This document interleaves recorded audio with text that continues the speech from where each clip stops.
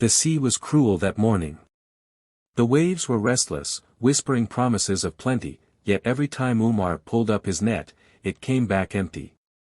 His hands were raw, his stomach hollow, and his heart heavy with the thought of returning home to his children with nothing again. The smell of salt and rot clung to him, reminding him that life had become a cycle of labor and disappointment. Umar was not a lazy man. He rose before the sun, prayed for mercy, and worked until the stars returned. Yet, for weeks, the sea had withheld its gifts. His children had stopped asking what he had caught. His wife's eyes, once full of trust, now carried a shadow of quiet despair. That morning, as Umar cast his net one more time with trembling arms, he whispered into the wind, "God, let me not return empty-handed. Give me something, anything." When he dragged the net back, it was heavier than ever before. His heart leapt. But instead of fish, what emerged was a strange vessel, a bottle, green and encrusted with barnacles, sealed with a thick iron lid. The awakening, the genie. Umar tapped the bottle against the side of his boat. The lid loosened, and with a hiss like 1,000 snakes, black smoke erupted into the sky, coiling and swelling until it took the shape of a giant figure. The genie's eyes burned like embers. His voice was thunder rolling across the sea. "Who has freed me from my prison?" the genie roared. Umar froze. He had heard tales of spirits bound in bottles, but he never believed them. His voice shook as he whispered, I am Umar, a poor fisherman." The genie's expression darkened. "For centuries I have been sealed away. At first, I vowed to reward whoever released me. But as the years turned into centuries, bitterness grew. When no one came, I swore I would grant only death to my liberator. Fisherman, you shall die for freeing me." The words cut through Umar like a blade. His knees weakened. After a lifetime of struggling, was this how it would end? Yet beneath his fear, a flicker of defiance stirred. If he was to die, he would not go quietly. Conflict, desperation and wit. "Genie," Umar said, forcing his voice to steady, "if you are truly as mighty as you claim, how could you fit inside such a small bottle? Surely, your strength cannot be contained so easily."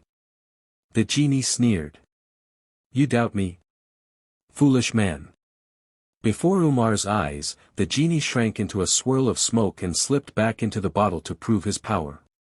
Quick as a spark, Umar seized the iron lid and sealed it shut. His heart pounded in his chest as he held the bottle at arm's length, hearing the genie's muffled rage from within. "Clever fisherman," the genie thundered, "but you cannot keep me trapped forever. Sooner or later, you will need what I can give. Power. Wealth. Deliverance from your hunger." The words sank into Umar like hooks. He thought of his starving children, of his wife who mended torn clothes until her fingers bled. Was it right to keep the genie sealed when he might offer relief? But could he trust a spirit who had just sworn to kill him? The bargain, temptation. By dusk, Umar sat on the shore with the bottle beside him. He stared at the waves crashing in, their endless rhythm mocking his turmoil. Finally, he spoke. "Genie, if I release you, will you swear by God not to harm me or my family?" The bottle rattled. Then the genie's voice softened, almost coaxing. "I swear. Not only will I spare you, but I will grant you 3 wishes. Anything your heart desires." Umar's breath caught. 3 wishes. An end to poverty. A chance at dignity. The promise of enough food so his children would never sleep hungry again. Yet fear gnawed at him. What if the genie twisted his words?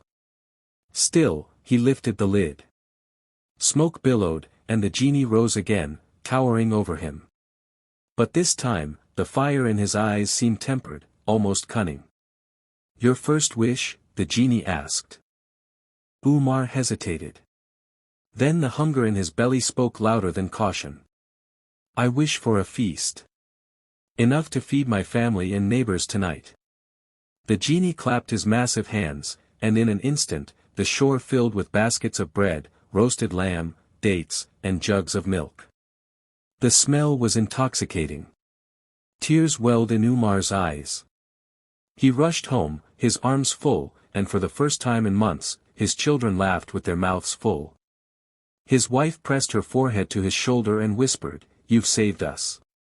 But as he lay in bed that night, listening to his family's contented breaths, Umar's heart twisted. He had tasted the genie's power, and it frightened him. The twist, wishes and warnings. Days later, the genie returned. "Your second wish, fisherman." Umar looked at his threadbare house, its roof leaking when it rained. He thought of his children's futures. "I wish for a home strong and safe, with enough wealth to provide for my family." Once again, the genie granted it. Umar's hut transformed into a sturdy house of stone, with a courtyard and storage filled with grain and gold. Neighbors marveled at his sudden fortune. Some whispered that Umar had struck a bargain with dark forces. Others envied him. At first, Umar rejoiced. But soon he noticed a shift in the air. His neighbors no longer greeted him with warmth. Children who once played with his own now kept their distance.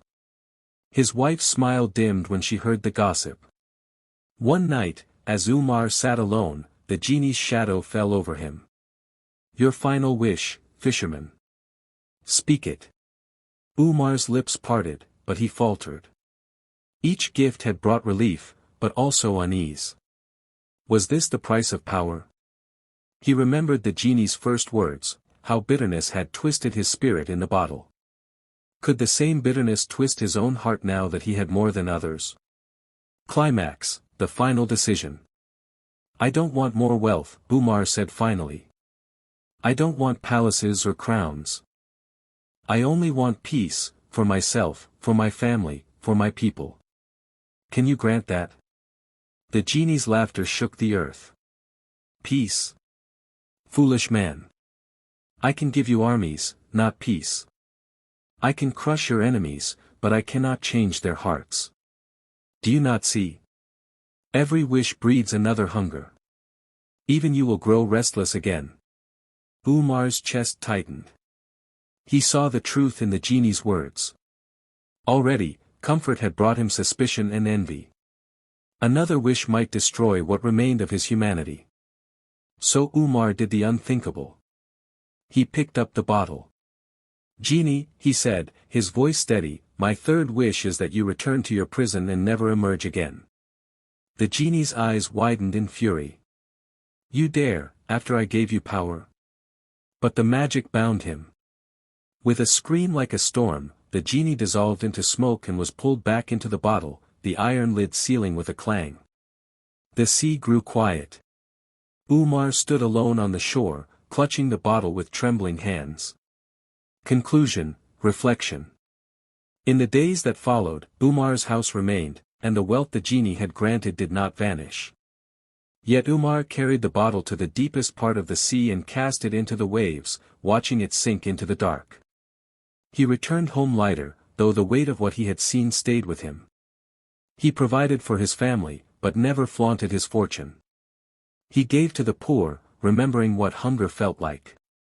And at night, when the wind howled across the sea, he sometimes thought he heard a faint voice, bitter and echoing from the depths. Umar never spoke of the genie again. But he taught his children a lesson they would not forget. Power can feed your hunger, but it cannot fill your soul.